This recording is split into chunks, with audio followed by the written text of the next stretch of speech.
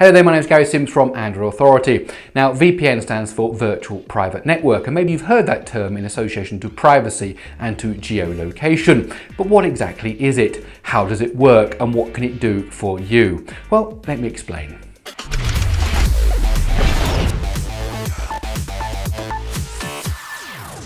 Now, before we dive into VPNs, let me tell you a little bit how the internet works. Now, at home, you've probably got some kind of router or modem from your telephone company, from your internet service provider, and then that's connected to your desktop, maybe via an Ethernet cable, to your smartphone over Wi-Fi, maybe to your laptop over Wi-Fi, and so on. Now, inside of your house, when your laptop talks to your PC or your phone talks to your PC, that's part of your private network, and that doesn't go out onto the internet, it stays inside your house. But the moment you open a web page somewhere out on the internet, that data flows through your modem, down into your local phone company, and then out across the internet. And it will travel across the internet until it gets to the server. The server will then reply with some information that will come back through the internet into your local telecommunications provider, down through to your modem, and then back onto your PC or onto your Android smartphone. Now, while all that data is rushing around the internet, it needs to know where it's going. And for things to know where they're going, they need an address.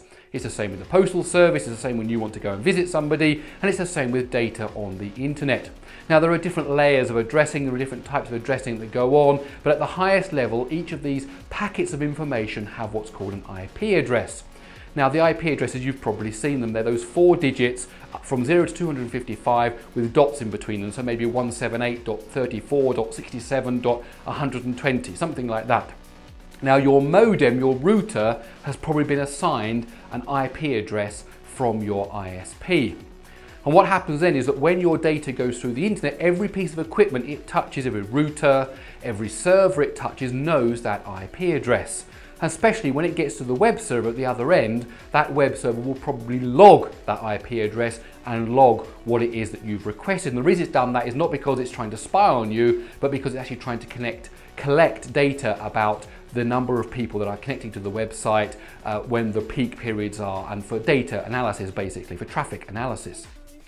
But of course, there's another thing that we need to know about IP address, and that is that they are assigned in blocks. So if you have an IP address, all of your neighbours and all the people in your area will have the same IP addresses within the same block. And there is a database that tells you where these blocks of addresses are assigned. That means that when the data arrives at this web server that you're connecting to, it has a pretty good idea of where you are from. Certainly at the country level, most definitely at the city level, and maybe even down to within a couple of blocks of where your actual house is. If you don't believe me, go to whatismyipaddress.com and you'll see what information that can be found out about you just by going to that web page just from your IP address. Now, of course, normally that's not a problem. The fact that I go to Twitter isn't going to cause any problems for anybody. However, if I start to access stuff that is maybe a bit more sensitive, maybe I have a physical problem I want to read about on the internet, maybe I have an emotional problem, maybe I want to look about a topic that is taboo in my culture or in the country that I live in, then suddenly the fact that these servers know where I'm from and know about my IP address is a bit more concerning. More than that, most governments throughout the world have a system where they can demand from an ISP the actual person that was assigned a particular IP address on a particular date. So if they then come in and they say, well, we want to find out who was reading about this particular topic, they can come to my ISP and say, give us that data. Now, depending on which country and depending on which laws are enacted, that can be a quicker or a longer process, can be more difficult, can be with more supervision or with less supervision, but basically every state around the world has access to that information. Now, it's not only governments we need to be worried about. For example, if you're in a coffee shop, you're sitting in Starbucks and you're thinking, great, I've got coffee, I've got free internet. Now, these open public Wi-Fi hotspots are actually quite dangerous. It's not difficult for anybody with a bit of technical knowledge to take a laptop and sit in a coffee shop and to capture all of the data packets that are flowing around in the airways. And because the Wi-Fi point is open, then actually none of that data is encrypted. It's very easy to get hold of passwords, to get hold of lists of websites that are being accessed. It's even possible to get hold of contents of emails. Now, of course, there are software levels of encryption. For example, WhatsApp just implemented end-to-end encryption. So if that was captured, it would be more difficult for the hacker to get the contents of your messages. However, an open free Wi-Fi hotspot is basically open for access, both for good and for bad things. So please do not do any online banking or access websites like PayPal when you are connected to your coffee shop's Wi-Fi. Just don't do it, okay? Now, another interesting thing about IP addresses and about geolocation is that if I try to access content that is a video content particularly, that is for a particular country, if I'm outside of that country, I don't have access to it. Now let's just take a simple example. Let's say I'm traveling and I want to get access to my video streaming service. I can't if I'm outside of the country. Now, that's because the IP addresses that arrive at the video streaming server, it says that IP address isn't in this country, I'm going to block access to that. So some types of content is blocked depending on which country you're in. And another interesting thing actually is that pricing is different depending on which country you're in. Now you can try to buy maybe some cloud storage or maybe an online service, and if you try to buy it in maybe the United States, it will be a different set of pricing than if you try to buy it in Europe. And also, in fact, ExpressVPN recently did a study where they found out that actually if you buy airplane tickets, the price of exactly the same flight with exactly the same number of people from exactly the same airport is different depending on which country you actually connect from when you try to buy those tickets. So geo-fencing, geolocation actually changes things about how we access the internet, how we purchase services and how we buy goods depending on where we are. Now, what a VPN does is it allows you to create a tunnel, a connection from your home computer to a server somewhere else in the world. And that connection is encrypted. And then when I access something on the internet, it goes through that tunnel and then it arrives at that other server and then it goes onto the internet and it will finally arrive at the web server or the service that I'm trying to use, but the IP address will no longer be my IP address that's on that data packet. It will actually be the IP address of the VPN server. And what happens is that when it replies to the VPN server. The VPN server says, oh, I know who this is for. It actually needs to go back down this encrypted connection to this client who has connected to me.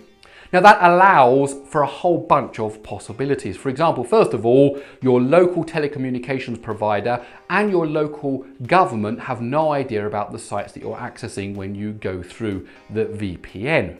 It's all encrypted. Now, once it goes beyond the VPN, once it comes out the VPN server, of course, it then goes back into the open. It goes back past all the different routers and things it needs to get to the website, and the website itself will register the fact that certain address has come to it, but the address now will be that of the VPN server. That also means that actually it thinks I'm in a different country. So if I'm trying to access video streaming content, if I'm trying to buy things, then actually it might set the prices or give me access or block access now depending on where the VPN server is, not depending on where I am. And thirdly, if I'm using open Wi-Fi, then actually now that initial connection from my laptop out to the internet is actually completely encrypted. So if there was somebody sitting in the coffee shop connecting with a laptop trying to capture all the packets, actually they won't be able to get that much because it will all be encrypted.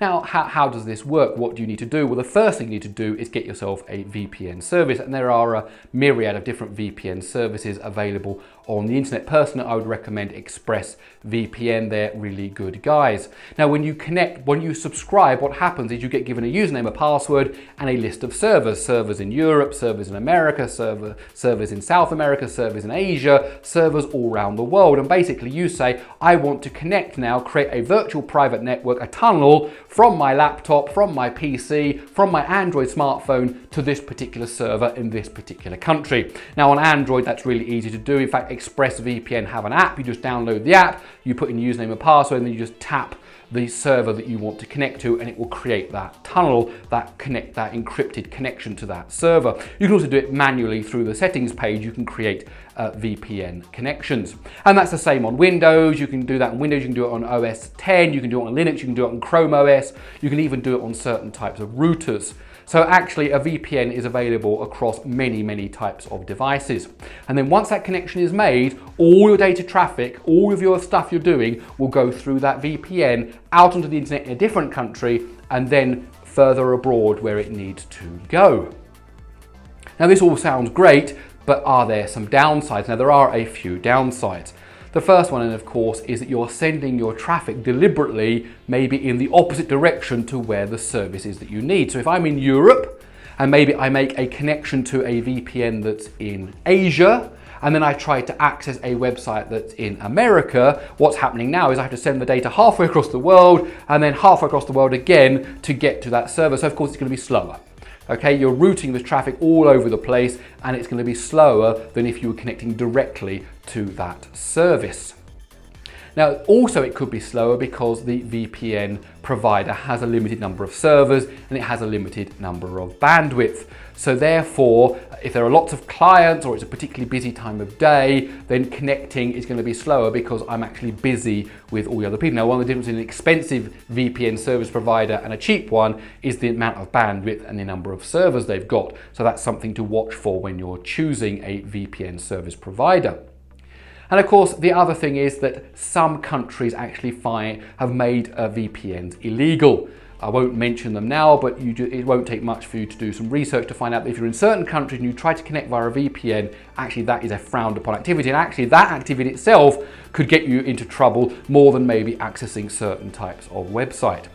And the other thing is that some services actually block access when they see that a VPN is being used. And Netflix has been in the news recently because it's making strides to try to block VPN access. And when it sees an address that it's recognized previously as a VPN server, it will just block access and say you can't get in here.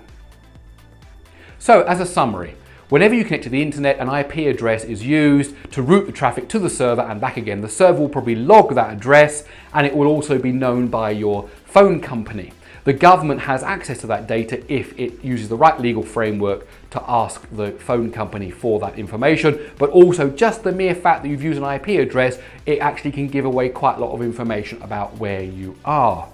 When you're using public Wi-Fi hotspots, when you're buying things online, these things are open and these things are controlled depending on where you are in the world, which means you may not have access to certain things or you may have to pay higher prices for certain things. Now, a VPN allows you to connect to another server in another country and then to connect further onto the internet. It has the advantage that it's a different geolocation, which means you can get around certain access restrictions, and it's encrypted, which means that if you were using like your local coffee shop, that data is now encrypted. My name is Gary Sims from Android Authority and I hope you enjoyed this video. If you did, please do give it a thumbs up. Don't forget to subscribe to Android Authority's YouTube channel. You really should download the Android Authority app so you get access to all of our content on your mobile phone. And last but not least, don't forget to visit androidauthority.com because we are your source for all things Android.